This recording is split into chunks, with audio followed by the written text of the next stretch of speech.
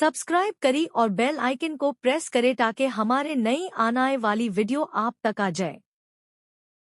एक छोटे से गांव में एक पुराना और सुनसान घर था जिसके बारे में कहा जाता था कि वहां भूत आते हैं।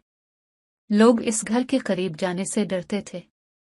एक दिन एक नौजवान लड़का अली ने फैसला किया कि वो इस घर की हकीकत जानने के लिए अंदर जाएगा।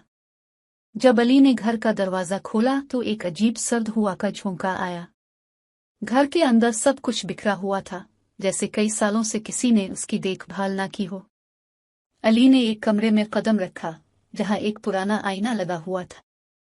जैसे ही इसने आईने में देखा, इसे एक सियासाया नजर आया जो उसके पीछे खड़ा था। अली ने घबराकर पीछे मुड़कर देखा, लेकिन वहां कोई नहीं था। उसने सोचा कि ये उसकी आंखों का धोखा है, मगर जब वो दोबारा आईने की तरफ देखा तो साया इसके करीब आ रहा था। अली की दिल की धड़कन तेज हो गई।